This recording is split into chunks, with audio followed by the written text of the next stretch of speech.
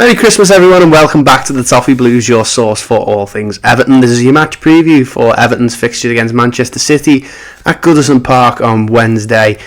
A 3-0 loss last time we played them in this fixture last season, right when they were on the way to the title. Of course you can remember that Ilkay Gundogan scored that brilliant goal as well.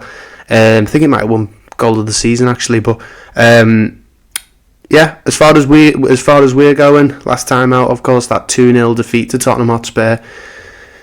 2-1 defeat to Tottenham Hotspur. I think, as far as we're looking at it, I think a lot of the response from the fan base hasn't been too negative. I think it's going to be a slightly different match, this one. Of course, both teams are quite attacking in their style, but I think, we're going to have to play very different than we did against Tottenham.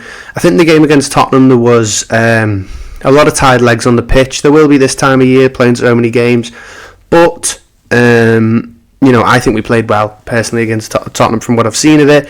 And, of course, there's that big one. Andre Gomes was the big news from that game and his performance there. So we'll talk about him a bit later. City have been playing in the Club World Cup, which they won. Congratulations to them. So it feels like ages ago that they last played a Premier League game, but that was their 2-2 draw at home to Crystal Palace. If you do remember that one, of course, it was a bit of a surprise as they were 2-0 up in that game. And they did end up conceding that penalty towards the end of the match, which I think it was Elise put that away, and they drew 2-2. So as far as Manchester City go, in the league, they're not doing too well recently. They've had a couple of tough results. They're not playing as well as I know they think they can. So there's no reason that we can't get something on Wednesday at Goodison, because I think this is a City team that, while they can, when the chips are down, they can play. If we do get at them and we do get the first goal, I don't think there's any reason why we can't go on and win the game. So, as far as injuries go, of course, Rodri was one of the big talking points. He went down with an injury, but he's saying that he's completely fit to start against us. I hope not, because I think he is the player that makes that team tick. And for me, apart from the obvious Haaland and De Bruyne who are out, I think he would be one of the ones that you don't want to play against, because he is such a fantastic player in midfield, knows how to ping the ball left and right, can sit deep, can play high anywhere. So, but according to him and according to Pep, Rodri is fit to play at Goodison on Wednesday. Haaland and De Bruyne are a bit touch and go from what I have heard, same with Jeremy Doku, but look, if Haaland's not playing, that's going to be another positive for us. But of course, his replacement, who I'll talk about in a little bit, he's more than good enough to come in and punish us if we do get too complacent. As far as our team news goes, there hasn't been much from Sean Dyche yet. I'm recording this on Christmas Eve, and from what I can see, there's been no sort of mention from Dyche on who's going to be playing exactly, or who's injured, or who's ready to come back. But of course, from the last game, it was Coleman, Young and Doucouré. They were the three big ones that were missing. Coleman, I don't expect him to come back in. Same with Young. I think he'll keep the same. Patterson and Mykolenko, and I don't think Doucouré's fit yet. But there is a slight silver lining to that with Doucouré being out, because of course in that Tottenham match, and the big thing that I did mention earlier, which is the big sort of talking point from that game at the Tottenham Hotspur Stadium, is Andre Gomes, who actually came back and played a blinder of a match, scored that brilliant goal. Could he be, the player that comes into this team and is sort of the glue while Doucouré's not there? No reason why not. If you're going off that performance yesterday, for me, I've put him down as our key player. I think he's going to be one that everyone is excited to watch. I've seen a lot of tweets about it, about how everyone's excited to see Andre get back into the team. Of course, he had that loan at Lille last season. Come back this season, we didn't quite know what was going to happen, whether he was going to leave back to France, whether Sean Dyche was going to keep him. He ended up keeping him. Hasn't made an appearance yet, but he's come back, and for his first game back, he didn't do too badly. And I've seen a lot of people calling for him to sit in that Doucouré role while he's not there, and I'd be fully supportive of that personally. Don't see any reason why he can't do that. So for me, he should be starting, but I'd be interested to hear what you think in the comments. As far as our team goes, I can't see it changing too much, bar maybe Danjuma, but I can't see him starting Danjuma. I think he'll keep Dwight McNeil on that left-hand side. You've got Kyle Walker there, who's a top quality fullback, but I think it'll be a case of trying to keep it tight, trying to not sit back, because I think sitting back is sort of a recipe for disaster against this Manchester City team, but he's got to keep it tight. We can't be giving anything away. We need that support for Mykolenko. So I do think he will stick with McNeil on the left. Harrison, he's the one who might drop out, I think. There's the chance for Idrissa Gueye to drop out and him to bring Garner into that deeper role next to Onana.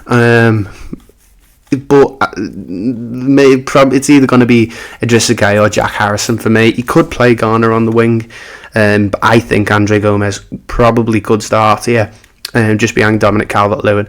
I don't see him bringing Beto in from the start just yet, and I'll talk about that a little bit in a moment as well.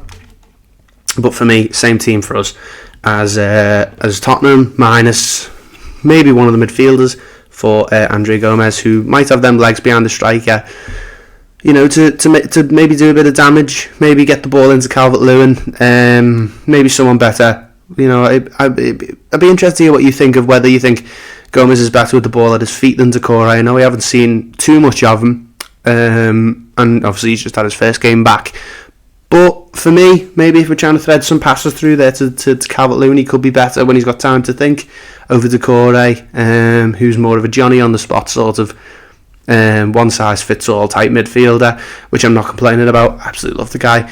As far as City's team goes, of course, there's no Erling Haaland from what we know, but Julian Alvarez did score 2 against Fluminense in the Club World Cup, so I expect him to start up front. I expect Rico Lewis will probably make a start as well. He's been playing really well for Manchester City recently, and I expect him to. He of course got that goal against Palace in the last game that they played. I do expect him to come in and sit in that midfield. John Stones is a bit of a funny one, because I know they've got Gvardiol. If he's fit, he could maybe come in and Ake moves into the centre.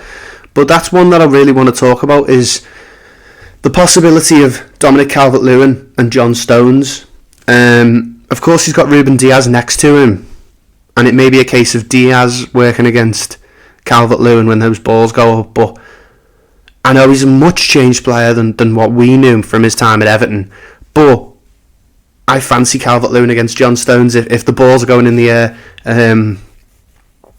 Stones is definitely more get it on the floor and play a type of centre-back.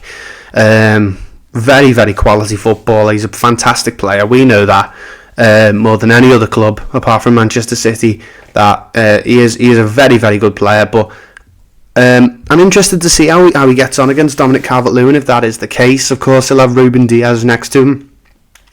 But for me, I'm excited to see that. That matchup will be one to look at, because obviously we're going to be looking at getting that ball high up the pitch and hopefully trying to create some problems for the likes of John Stones and Kyle Walker and Nathan Ake, and just trying to do what a Sean Dyche Everton team does. So that's all I'm going to do for today. Score prediction, I'm going to go quite not bold. I'm going to go for 0-0. I think we should have enough to stop them scoring. Whether we can stick one in their net, I'm not too sure about. It's going to be a tough one, of course. Around Christmas time, you always get some funny results.